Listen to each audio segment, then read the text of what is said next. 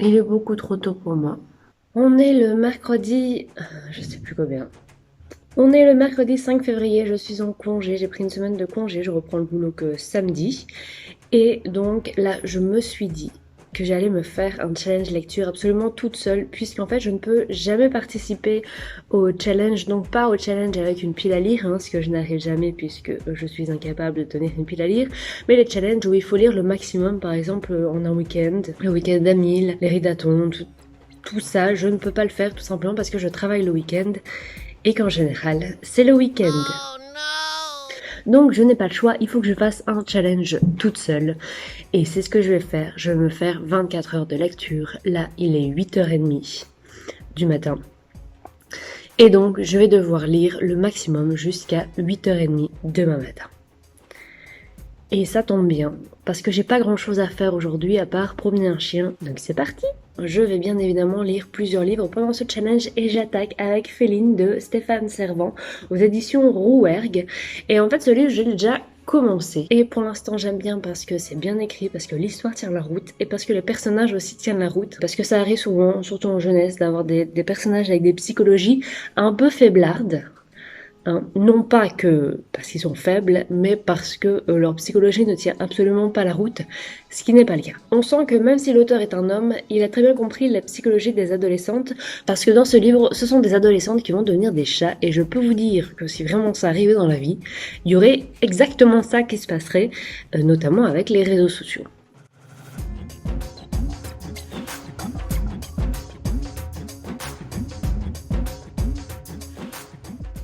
Bon, là il est 10h37, j'ai lu à peu près 70 pages, soit 70 pages de Féline.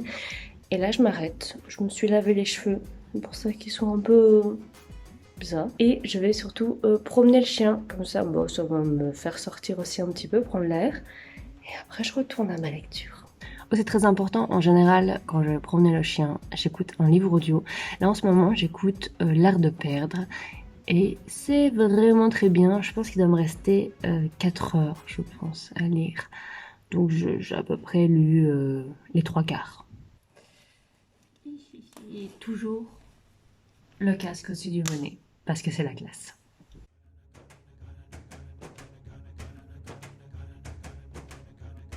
Ça veut dire que j'ai perdu mon bonnet.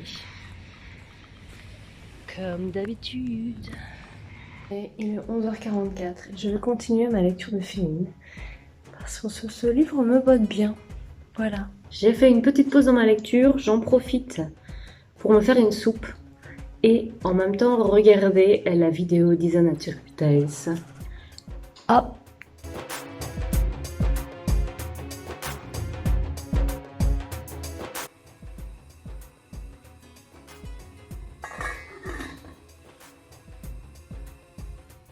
J'espère que ça va cuire vite parce que j'ai vraiment la dalle. Et voilà, ma petite soupe est prête. Je vais manger des roll mops parce que j'adore ça. En regardant Buffy. Avec ma petite bougie. Vous voulez manger avec moi? À la chandelle. Il est 14h, j'ai fini de manger. Donc ça fait déjà 5h30 que j'ai commencé le challenge et j'ai pas lu grand chose. Hein. Bon, en même temps, j'ai dû aller promener le chien, je me suis fait à manger, donc ça a pris pas mal de temps. Mais je suis quand même pas très contente de ce que j'ai lu pour l'instant. Donc là, on va un peu mettre les bouchées doubles tout cet après-midi. Là, j'espère au moins lire jusqu'à 17h sans vraiment m'arrêter. Et je vais pas continuer Féline, je vais lire je ne sais pas quoi. Je me suis décidée pour Les sentiments du prince Charles de Liv Stromquist parce que j'aime beaucoup cette autrice. Alors je n'aime pas du tout ses dessins, vraiment pas, mais j'aime beaucoup ce qu'elle raconte. J'avais lu L'origine du monde et donc bah là on attaque Les sentiments du prince Charles. C'est parti.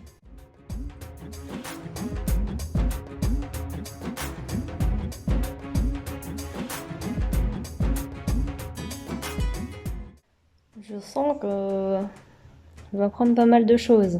Ça va un peu m'énerver aussi. Il y a pas mal de vérités qu'on n'aime pas entendre, mais qui sont vraies. C'est parti!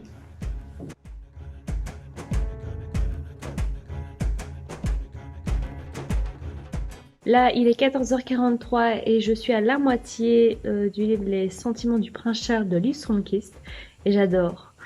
En fait, je trouve ça extrêmement instructif et dans ce livre, en fait, elle va se concentrer sur la féminité et la masculinité, mais par rapport au couple, par rapport aux relations amoureuses et pourquoi, en fait, un homme va souvent dire que sa femme le fait chier, qu'il n'a pas envie de parler avec elle, qu'il n'a pas envie de passer des soirées avec elle ou de passer des soirées en tête à tête avec elle, alors qu'il ne peut pas se passer de sa femme. Il va aussi s'investir beaucoup moins dans une relation intime avec son enfant, donc pas une relation pédophile, hein, juste une relation intime, plus dans le sens comprendre les sentiments de son enfant et ce dont il a vraiment besoin. Et même s'il le fait, ce sera jamais autant qu'une mère. Et à contrario, pourquoi la femme va rester dans cette sphère privée, elle va toujours être en attente des sentiments de l'autre qui n'arrivent pas, et elle va surtout aussi se concentrer énormément sur tout le monde, c'est-à-dire sur ses enfants, sur sa tante, sur les gens qui l'entourent, sur les besoins des gens qui l'entourent, et pas forcément sur ses besoins à elle. Et donc c'est un peu tout ce que nous explique Liv Strömquist ici, c'est pourquoi et comment tout ça se construit. Alors évidemment, pour expliquer tout ça, elle est obligée d'aller dans des stéréotypes et des stéréotypes qui se rapprochent quand même pas mal de la réalité pour vraiment nous faire comprendre ce qui débloque en fait. Et c'est extrêmement intéressant. Et ça fait peur aussi. Un petit peu. J'ai continué la BD et là elle s'attaque vraiment à la construction du couple et à ce sentiment de propriété qu'a chacun, l'homme comme la femme, sur le corps de l'autre. Et c'était extrêmement intéressant. Si on parle de ce thé, l'homme. Alors pour en revenir à la tisane, puisque ce sont des tisanes, j'avais vu au début dans cette marque-là la tisane féminité ou femme, et au début je me suis dit bah tiens, si c'est que pour les femmes, c'est pour les crampes menstruelles. Voilà, pour moi c'était la seule possibilité.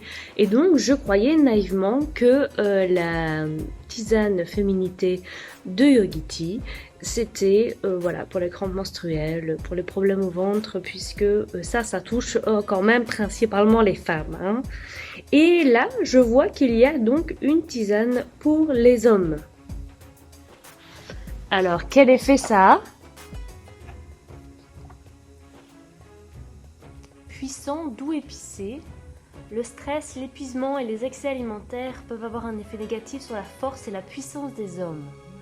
L'équilibre peut être rétabli par de l'exercice, un repos adéquat et un régime alimentaire sain. Les hommes sont alors capables de réaliser leurs idées et leur potentiel. Le message subtil de cette infusion est la force. Buvez donc, cher ami homme, ce thé pour retrouver votre force. Ceci dit, en vous lisant la description de ce thé, je me suis rendu compte que je ne pouvais pas en boire puisqu'il y avait de la chicorée et que mon ventre, mon système digestif refuse tout ce qui est à base, qui peut être un excitant. Hein, thé noir, café, chicorée, tout. En fait, il refuse beaucoup de choses hein, et ça en fait partie. Donc voilà, je ne peux pas en boire. Quel dommage, je ne pourrais pas retrouver la force en moi. Mais en fait, vu que je suis pas un homme, de toute façon, j'aurais pas pu retrouver la force en moi. Fini le Liv Strömquist. Je vais attaquer un autre livre, je pense. Je pense que je vais pas continuer Féline. Enfin, je vais le continuer, mais pas aujourd'hui. Mais je ne sais pas encore quel livre. Je vais essayer de trouver ça. Bon, à défaut de commencer un nouveau livre, j'ai essayé de me raisonner, de me dire qu'il fallait plutôt que je finisse un autre livre. Je vais continuer la lecture de Pax de Sarah Pennypacker parce que vous voyez là, j'ai lu, je suis pas tout à fait à la moitié, mais j'en ai lu déjà pas mal. C'est un livre que je lis en anglais et c'est l'histoire d'un renard et d'un jeune homme qui ont dû se séparer puisque la guerre est arrivée et ils vont tout faire pour se retrouver. Alors, je vous avoue que parfois, ça part de 9 ans, mais parfois c'est quand même triste parce que en fait le renard était un renard apprivoisé, hein, ça vous rappelle quelque chose peut-être, et il est incapable de vivre seul dans la forêt, donc c'est triste. Je continue ça.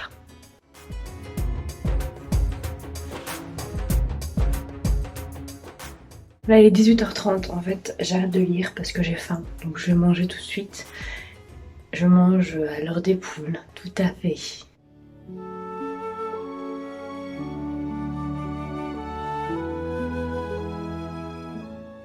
Bon, là il est 20h, j'ai toujours pas lu à nouveau. J'espère que je vais lire plus ce soir et au moins finir soit Pax, soit Féline.